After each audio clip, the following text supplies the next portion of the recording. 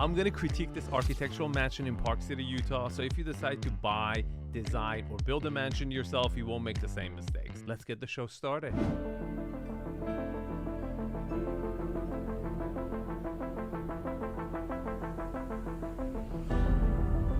Can you spot the flaw? I give you 3 seconds. 3, 2, 1. It's a long house. It's going to be very disjointed. It's going to be room to room to room. It's going to take you forever to go from one side to the other side. And it's not going to have that one room where it's like everything connects to that heart of the house.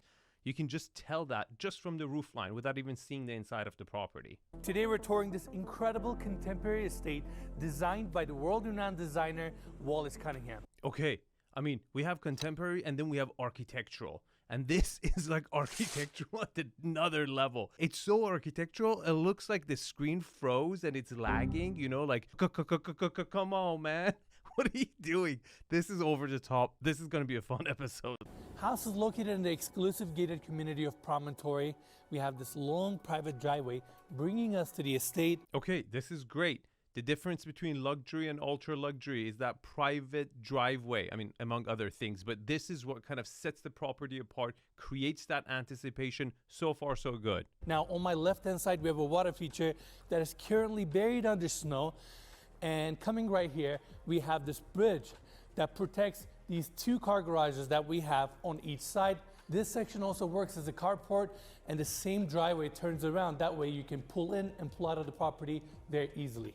Now coming here, we have the entry. Wait a minute, that's not luxury. Your front door is by the garage? Like, this is how your guests gonna have their first experience? This is horrible. This is absolutely horrible. Look at this massive glass pivot door, and it welcomes you into the house.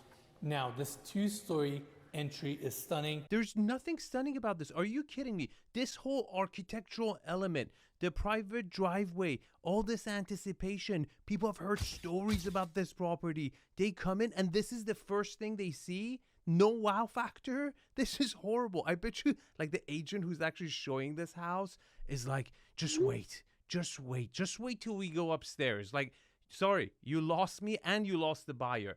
If you don't wow the client, the buyer, in the first 3 seconds, you've lost them. Then you're just playing catch up. If you don't impress them, they're going to look for everything bad in the property from that point on. But if you impress them, then they overlook the flaws of the property because they've already made up their mind that they like this energy, they like this vibe. Walnut steps, glass railing, and the way this glass railing is attached to this staircase, this stainless steel hand railing. No one gives a about the stainless steel handle and the way the metal is attached to the glass. This is one of the ugliest staircases I've ever seen in my life. It looks like it belongs into an office. It's horrible. And look how long it is. And how it continues and goes up to the 2nd floor. I'd rather climb up that fig tree to get up there than take those stairs. It's just absolutely ugly. You don't get any cabin vibe because it's super, super architectural, but then it's super, super cold like an office. Where is the warmth? Let's take the staircase so we can check out the top floor. Here we are on the 2nd floor landing. Glass elevator on my left-hand side. The stairway was so steep, and this is out of breath. Poor guy's about to have a heart attack doing a mansion tour. This is so bad. Right off the landing, we have this beautiful piano that dresses up the space, and on the other side, we have a really nice built-in bar. Wait a minute. This was such a tight landing area. And what are we, alcoholics? Like, you come up the stairs, you gotta take a shot ski up? Come on, that looks like a security desk at a high-rise that like they buzz the elevators for you. Why? It doesn't even look like a freaking bar. This stone wall creates some separation between the landing and the formal living room area. Ton of architectural details, and before I get into those details, I want to talk about the specs of this home. We're looking at 4 bedrooms, 4 full, 3 half baths, approximately 8,000 square feet of interior space, 5.61 acre lot, and it comes with an additional 37 acre lot, which I will cover later, on the market for $29 million. Guess what? Surprise, it hasn't sold. It's been on the market forever and is now listed at $19.5 million. And I want to give big thanks to the listing agents, Damon, Dash, and Alan. Wait a minute. I didn't know Damon Dash is an agent. I thought he started Rockefeller with Jay-Z. All right, I want to bring everybody back to the seating area. minimalist furniture that comes with the sale of this home.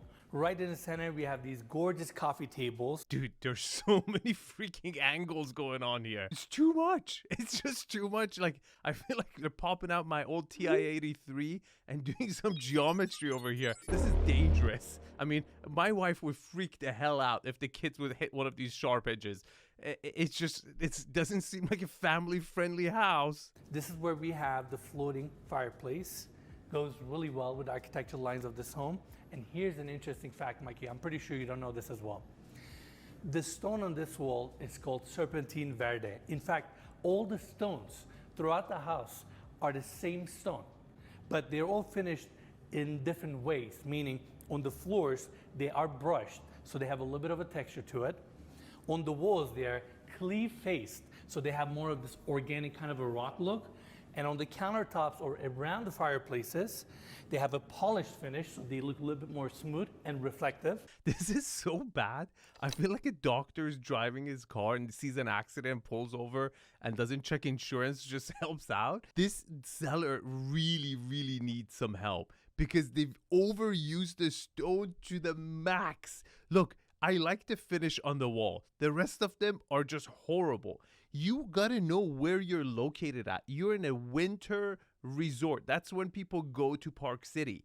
You need that warmth. I would recommend the seller to take the property right off the market immediately and at least introduce some natural wood to this property. You can redo the floors. You can add wood elements to this property to warm it up like this. Otherwise, if you're using stones everywhere, it's just gonna make it look like a prison. So cool. It's all the same stone that came from Italy. How amazing is that? Yeah, that's really cool. I like the kind of subtle green color and how it doesn't look green everywhere if it is the same stone, you know? The stone on the wall would actually contrast pretty good with natural wood. All right, let's open up this sliding glass door so we can check out this amazing front-facing patio. When they're constructing a house like this, how difficult is it for them to get like this wall array that they have perfect? I can't imagine this is an easy thing. Very difficult. In fact, it took them 2 years to design it and 6 years to build it. Dude, this is why I think no one cares for billionaires anymore. They're literally endangered species. This guy went through 2 years of a design phase and no one told him, you're crazy. This is insane. No one else is gonna like this house. Everyone who comes to Park City, Utah is expecting a winter chalet, some sort of a natural wood. You wanna go architectural, go ahead, take that risk. But introduce a little bit of natural wood in there, make it warm. And here's where it gets crazy. Instead of building the house with a foundation that levels the home, that way you can build a straight or a flat first and second floor, the designer here, Wallace Cunningham, wanted to follow the natural slope of this land. And that's why throughout the house or throughout the interior spaces, you're gonna see multiple levels. And we're either gonna have staircases or these descending ramps, taking us from the one level to another. Dude, it's even worse than what we thought. Not just the fact that it's a long, disjointed property. There's shitload of stairs everywhere. I cannot imagine this. I swear to God. Do you know how much money I could have saved this guy? This is not a plug. I feel bad. Mikey, look at this house from the bird's eye view.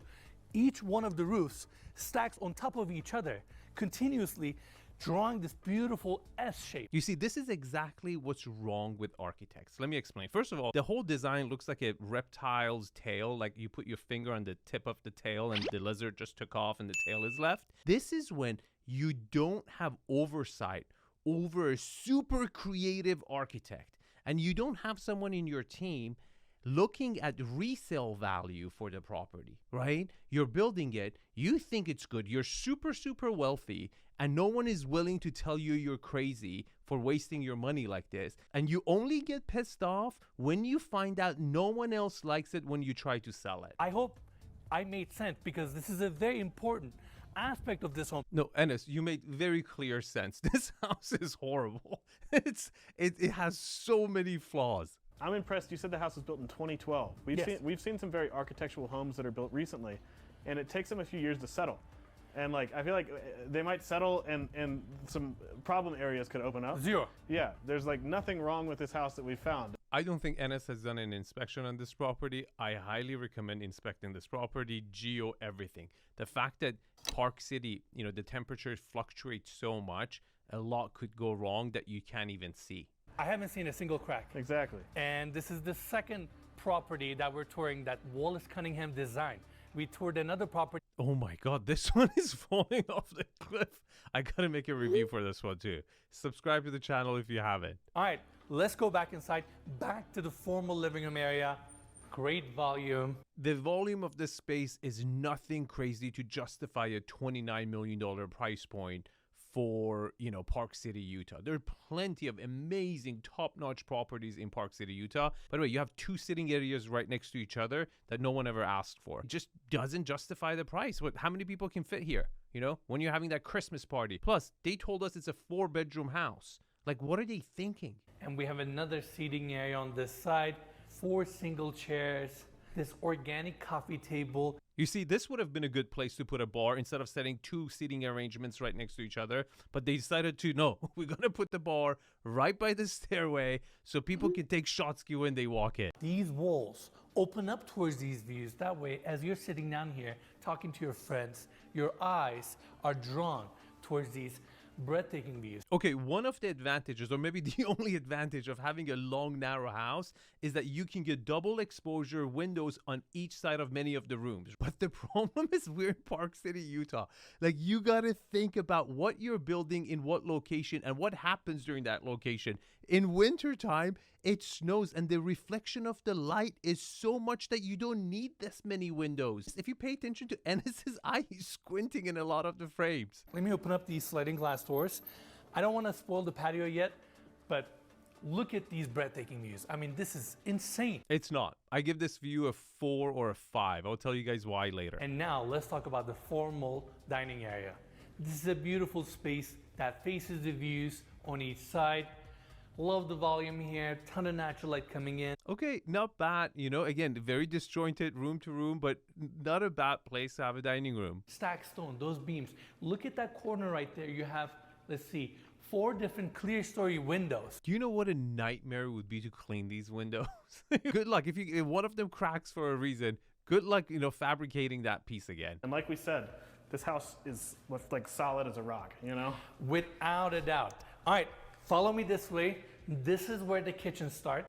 What? Are you serious? This looks like a freaking internet cafe. Like, you're just looking out. This is the kitchen? Now, it's designed in a way to make you think that it's not a kitchen as you're passing by. Why? Like, why would you hide your kitchen? Like, people don't like kitchens? It's the heart of the house. Everyone congregates in the kitchen. I cannot stress how many flaws exist in this property.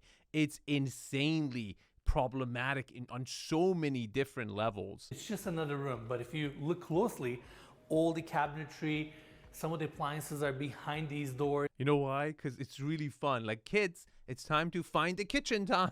Go find the kitchen. So kitchen is here, but first I'm gonna take everybody to this small hallway. Check this out, this is really cool. We have a powder bathroom here, cleave face stone on this side, pearlescent mosaic wall here, which reflects nicely.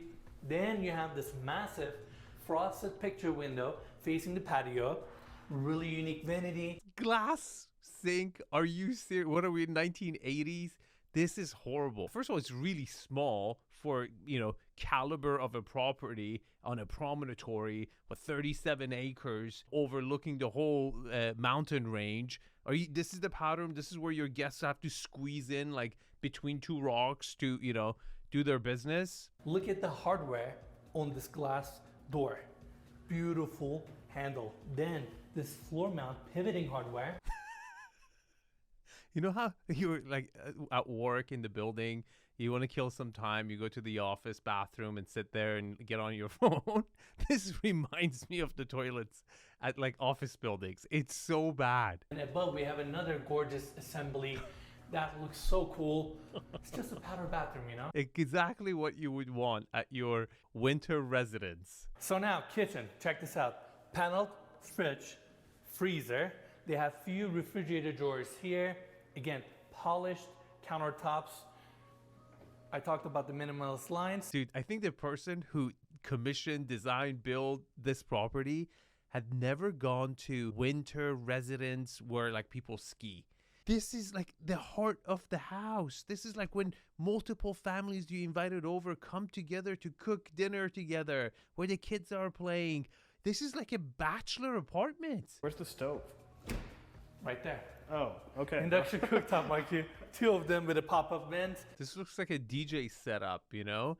This has to be the worst kitchen I have ever seen, not just in winter residences, but in any mansion I've ever critiqued. It doesn't get worse than this. See the outside right now, or it's blown out? It's a little bright. There we go. You see? Breathtaking. He's squinting his eyes. Breathtaking. My eyes are red. I love this. And let's look at the roof again. Please, can we not look at the roof again? We've had enough of the roof. It's the same freaking roof in every freaking room. It's the same. How they're coming together. Okay, I'm gonna take a moment. I'm gonna get nerdy here. Oh my God, we're in the conference room now. All these glass pieces that you guys are seeing right now, they're all custom pieces. They're not standard window sizes that you can just order. Yeah, if you break one, you're screwed. Good luck finding one. You're gonna have cardboard box attached for like 3 months till the glass gets ready. Welcome to this space. It's like an additional lounge. It could be a breakfast nook. You have this glass table in the center, almost like a small office too. Yeah. Because everyone wants an office right next to the kitchen. Do you see when you have a long house, the connectivity forces you? You have to just put things in a row. This guy wanted to have an office table somewhere for some reason, and he had to put it next to the kitchen. And this space flows to this last section. Now, this is a really nice space. It's super small. You see, we didn't see a single room with the volume where you could have the gathering, right? That it just doesn't have it. If you don't give functionality to the rooms, you're screwed. People don't have the vision to do that. At least one of these should have been a library, right? Like you have the natural light coming in, like hence, like at least that's working. Nothing.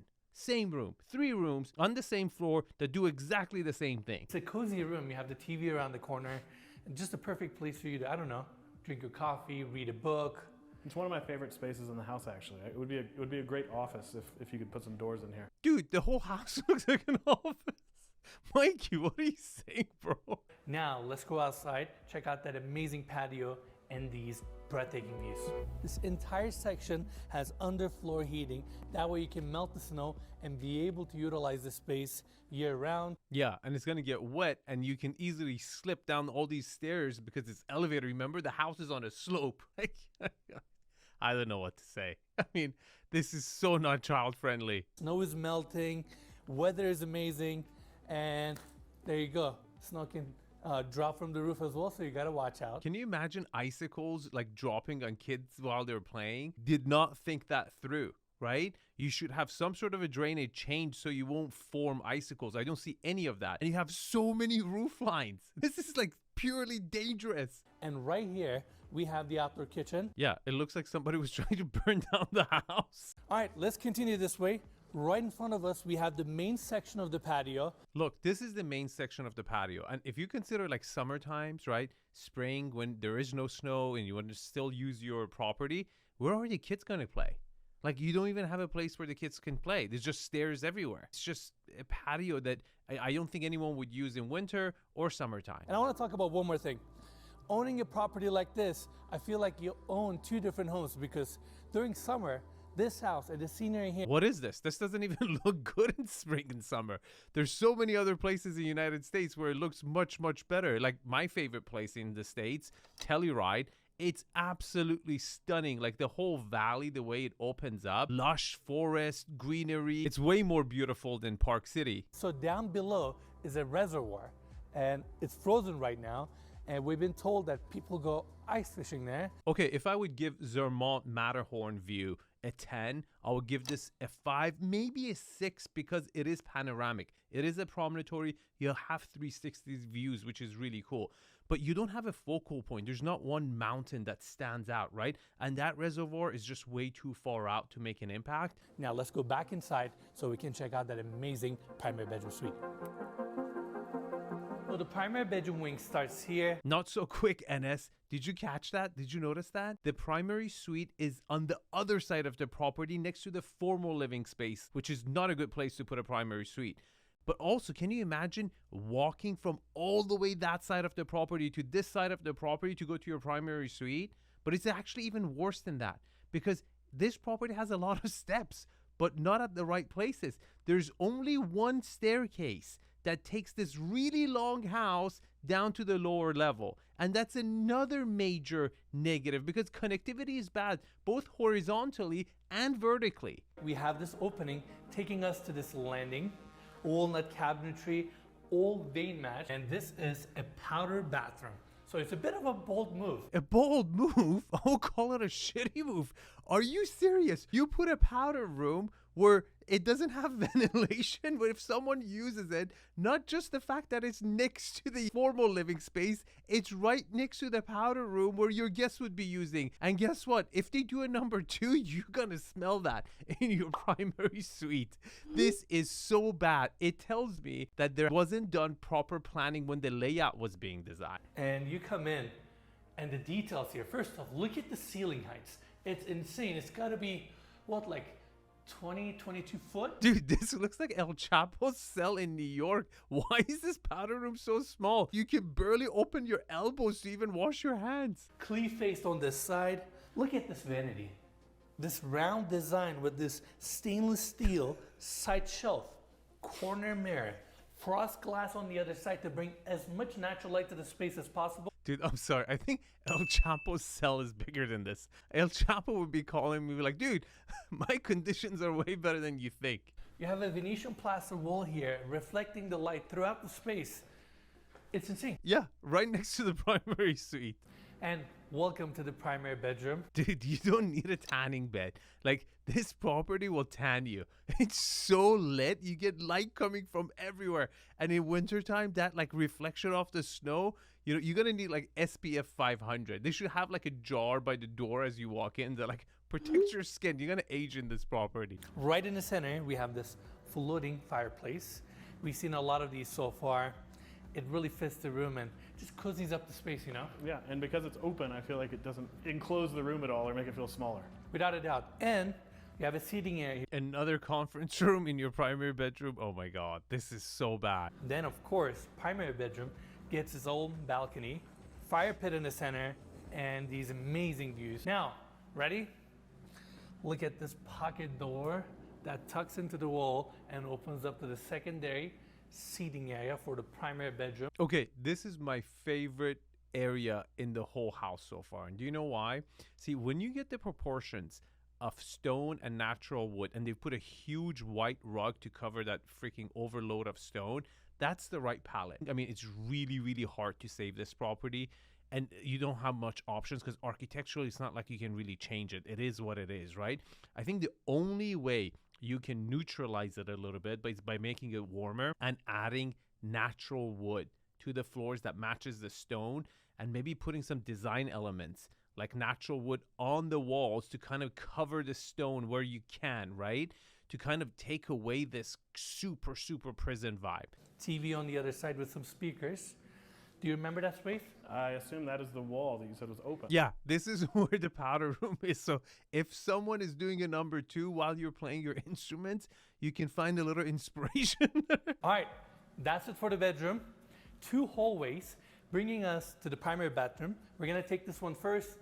All the cabinetry curves. Obviously, this room curving dictates how the cabinetry is gonna be laid out. That's why they have this really cool, almost an island design. You know, that is a slope right there. You know, God forbid if the floor is wet, you fall on your butt, hit this little corner or any of the edges on the walls, you're done. Look at the cabinetry here. Look how thin this edge is, then it kind of opens up.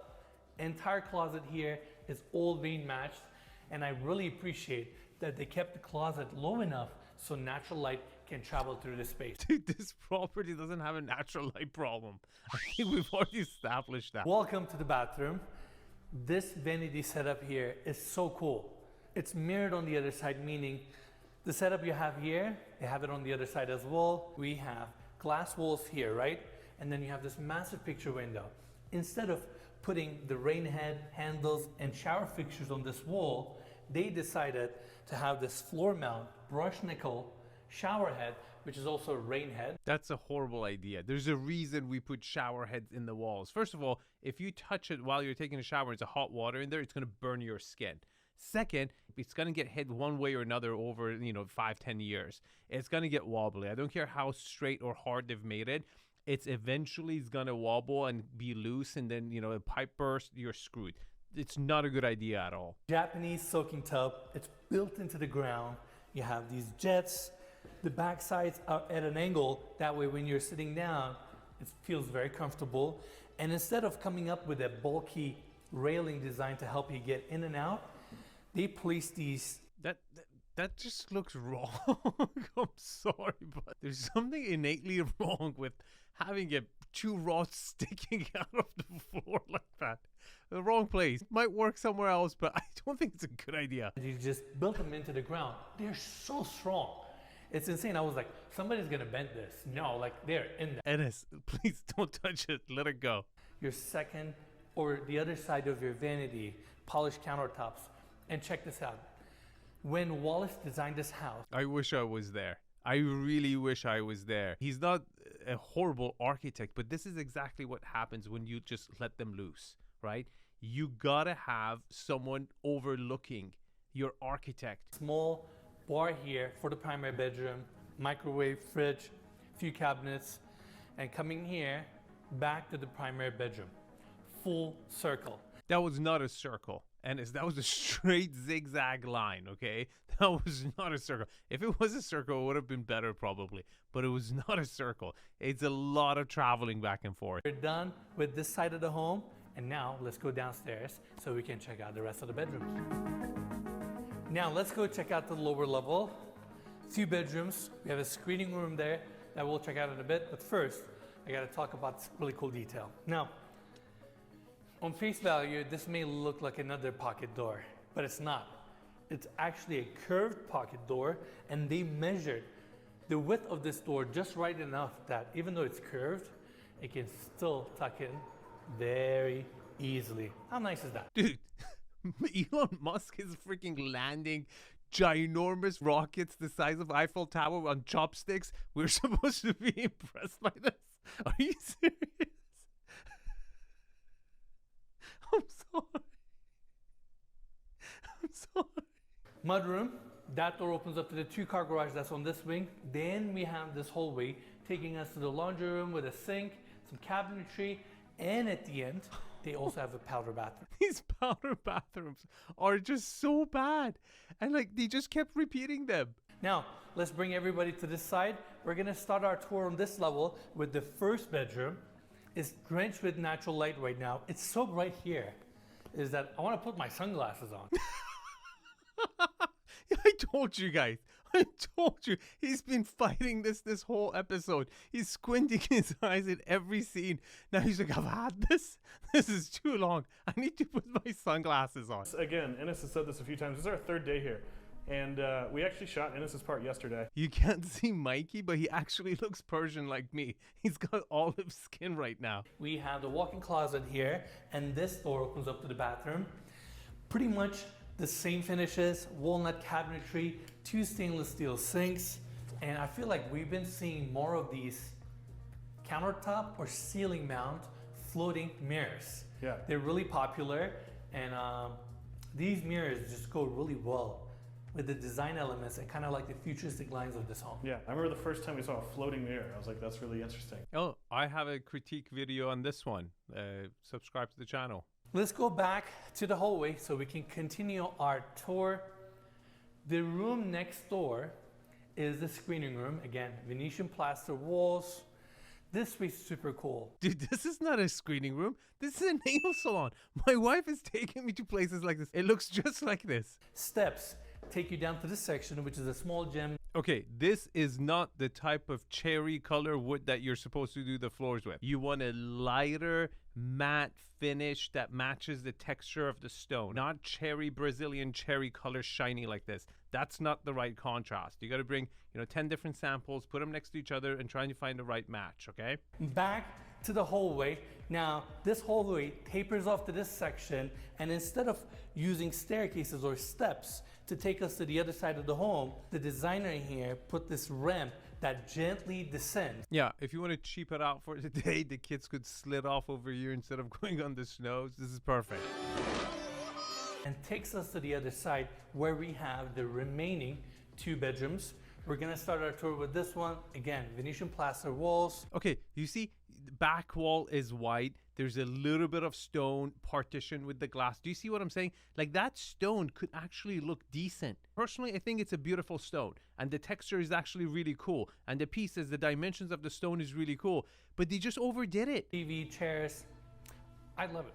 I don't have much to say. I love it. I hate it. I hate it. If you want to build an architectural home, okay, first thing you got to remember, the exterior architectural element's going to have a huge impact on your living condition on inside. So if you decide to do an S or a W, realize that it's going to impact your setting on the inside significantly. Now, that's really obvious, right? But most people don't even think that. The second element is that the architectural style that you choose, most of the time you're going to be inside the property. You can't see the architectural style. The only time you see it most of the time is through a drone, or when you're approaching, if you're downhill and you can see the property down there.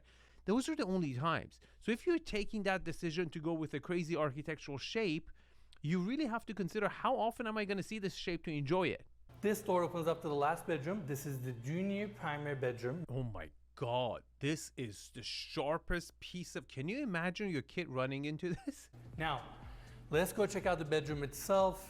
King size bed, stone and Venetian plaster wall. And I really like how they brought the stone from the exterior to the interior, and it looks so seamless. It gives this house a very cohesive look. Look, this architect is absolutely insane. But if you want to see an architect building a bunker in south of France, click over here. If you want to consult with me, the link is in the description, and I'll see you guys in the comment section. Thanks for watching.